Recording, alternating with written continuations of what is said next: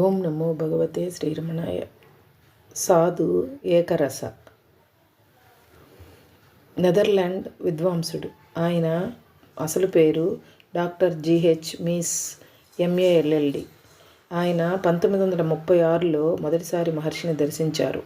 అప్పటి నుండి మహర్షి అంటే గాఢమైన భక్తి ఏర్పడింది.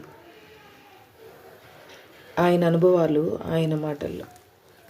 కాన్ పూసే వెన్ పో సుబేని కలుసుకున్నప్పుడు ఒక్క మాటైనా పలకలేదు. ఆయనతో పాటే వచ్చిన సేలు ఆయనని, గురువుగారు, మీరు ఎంతో కాలంగా వెన్ పో సుబేని కలుసుకోవాలని ఎదురు చూస్తున్నారు. తీరా ఆయనను కలుసుకున్నాక ఒక్క మాటైనా పలకలేదేమి అని అడిగారు. దానికి సమాధానంగా కాన్పూసే, అటువంటి వారిని దర్శిస్తేనే చాలు, మాట్లాడాల్సిన అవసరం లేదు. ఆయన గురించిన అనుభూతి కలగాలంటే ఒక ఋషిని చూసి ఉండాలి అని అన్నారు. మహర్షిని మొదటిసారి చూసినప్పుడు, ఆ తర్వాత అప్పుడప్పుడు ఆయనని దర్శించుకున్నప్పుడు, ఆ పిదప ఏ అంతరాయమూ లేకుండా 3 సంవత్సరాల పాటు ఆయన సన్నిధిలో గడిపినప్పుడు కూడా సరిగ్గా నాకు అటువంటి అనుభవమే కలిగింది. ఈ కారణం వల్లనే ఎవరు అడిగినా మహర్షి గురించి వ్రాయటం కానీ మాట్లాడటం కానీ నాకు కష్టం. సెయింట్ డయోనిసియస్ గురించి అన్నప్పుడు వర్ణనాతీతుడు కాబట్టి భగవంతుని గురించి మనం ఏమి పలికినా అది యథార్థం కానేరదు. కాబట్టి భగవంతుని గురించి మనం ఏమి అన్నా అది ఇంకో దానికి దేనికో చెందుతుంది. ఆత్మనిష్ఠునికి కూడా ఈ మాటలు వర్తిస్తాయి. కాబట్టి భారతదేశంలో ఎవరైనా మహర్షి గురించి నన్ను మాట్లాడమనినా వ్రాయమనినా స్వయంగా మహర్షిని దర్శించి తెలుసుకోండి అని అనాలనిపిస్తుంది నాకు. పాశ్చాత్యులు అసలు మహర్షి ఏం చేస్తుంటారు అని తరచూ నన్ను అడుగుతారు. నిజం చెప్పాలంటే తానుగా ఉండటమే మహర్షి వ్యాపకం అని చెప్పాల్సి వస్తుంది. వాస్తవంగానే అట్లా ఉంటారు కాబట్టి సందర్శకులందరూ అంత సమ్మోహితులవుతుంటారు. నా బోంట్ల జీవితాలలో మహర్షి ప్రగాఢమైన మార్పుని తీసుకువస్తారు. ఆయన చేసేది అదే. విచిత్రం ఏమంటే ఆయన ఏమీ చేయకుండానే ఈ పరివర్తనని కలిగిస్తారు. ఈ లోకంలో బాగా ఉన్నత పదస్థులు కూడా ఆయన సమక్షంలో చిన్న కుర్రవాళ్ళు అయిపోతారు. దివంగత మైసూరు మహారాజు ఆయనకు మోకరిల్లి లేచి నిశ్చలంగా కన్నీళ్లతో ఎంతోసేపు నిలబడిపోయారు. మళ్ళీ మోకరిల్లి ఒక్క మాటైనా పలకకుండా తిరిగి వెళ్ళిపోయారు. ప్రపంచంలోకెల్లా ఘనకార్యాన్ని చేసిన వ్యక్తి రమణ మహర్షి సన్నిధిని కూర్చోగానే సదా ఆత్మనిష్టతో ఉండే వారి సత్కార్యం ముందు తాను చేసింది అతి అల్పమైనదని గ్రహిస్తాడు. ఇట్లాగే ప్రపంచంలోకెల్లా అత్యుత్తమమైన రచనను చేసి మహర్షి పాదాల చెంత పెట్టినవాడు తన రచన కంటే మహర్షి గొప్ప కృతి అని, అది కాగితము కలము ఏ మాధ్యమము లేని ఏ ప్రయత్నము లేని నిత్య నూతనమైన రచన అని గ్రహిస్తాడు. ఆ రచనను జిజ్ఞాసువులు నిత్యము పారాయణం చేసుకోవచ్చు. ఇతర మహాత్ముల విషయంలో సిద్ధాంతానికి ఆచరణకి వ్యత్యాసాన్ని గమనించవచ్చు. అట్లాగే ఒక వంక ఆధ్యాత్మిక బుద్ధికి మరొక వంక కార్యాచరణకు కల వ్యత్యాసాన్ని కూడా గమనించవచ్చు. మహర్షి విషయంలో మాత్రం అటువంటి తేడాలు కనపడవు. మహర్షి కాలాతీతులు.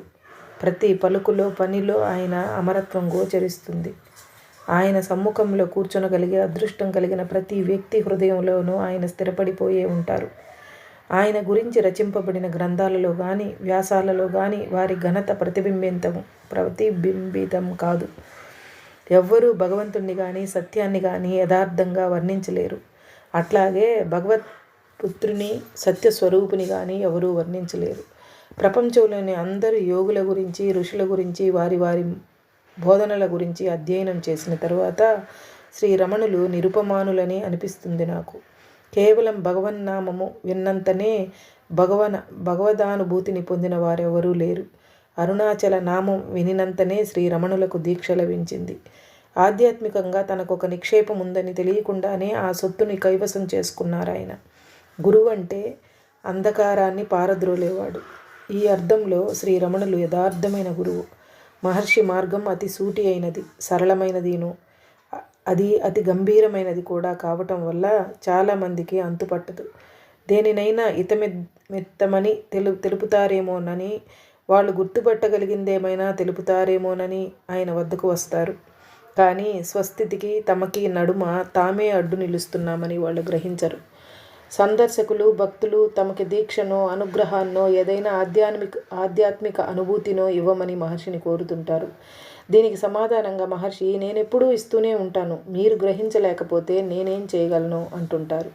ఆధ్యాత్మికంగా తాము ఉన్నతులమని భావించుకునే అనేక ఇతర గురువుల వలె కాక శ్రీరమణులు అందరూ జ్ఞానులే, అందరికీ ఆత్మానుభూతికి అవకాశం ఉందని భావిస్తారు. ఎటొచ్చి వాళ్ళకి ఆధ్యాత్మికంగా తామెంతటి వారమో తెలియదంటారు. 8వ శతాబ్దానికి చెందిన హ్యూనెన్స్ పలికిన పలుకులను మహర్షి మాటలకు ఒక పోలిక ఉంది. బుద్ధునికి సామాన్యునికి ఉన్న తేడా అంతా ఒకటే. ఒకళ్ళకి తన నైజం తెలుసు, ఇంకొకరికి తెలియదు. మనకి దైవిక సంపద అందుబాటులోనే ఉంది అంటారు మహర్షి. ఆ సొత్తు ప్రతి హృదయంలోనూ ఉంది. ఆయనను చూచి జీవితానందాన్ని కోల్పోయిన వారని సామాన్యుడు జాలి పడతాడు. కానీ మహర్షి మిగతా వారి పట్ల సానుభూతితో ఉంటారు. వాళ్ళకి నిజమైన ఆనందం అంటే ఏమిటో తెలియనందుకు. ఏదో ఒక మార్పును కదలికను కోరుకుంటుండే విశ్రాంతి ఎరుగని మనస్కులకు 50 సంవత్సరాలు ఒకే ఒక ప్రదేశంలో ఉండటమే ఘనకార్యంగా తోస్తుంది. అది అపూర్వం కూడా. కానీ శ్రీరమణుల దృష్టిలో అదేమీ విశేషం కానే కాదు. విశ్వానికే అయస్కాంతమనదగ్గ హృదయ కేంద్రాన్ని ఆయన అందుకున్నారు. తన జనకుడైన అరుణాచలేశ్వరుని వలె అచలురు అయినారు. సాధురు ఏకరసజి కవితలోని భావాలు.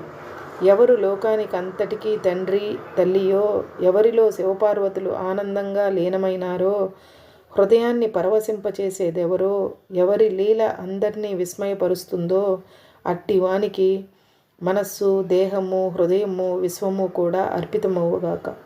భావితరాల వాళ్ళు రమణ మహర్షి ప్రత్యేకత ఏమిటని అడిగితే వారిపై ఆధారపడగలగడం అంటాను. సముద్ర పుటలలో అచలమై నిలిచిన కొండవలే సిద్ధాంతాలలో తత్వాలలో చెలించిపోయే లోకంలో ఏ మార్పు చెందని యథార్థానివి నీవే అరుణాచల ఋషి. హరే రమణ.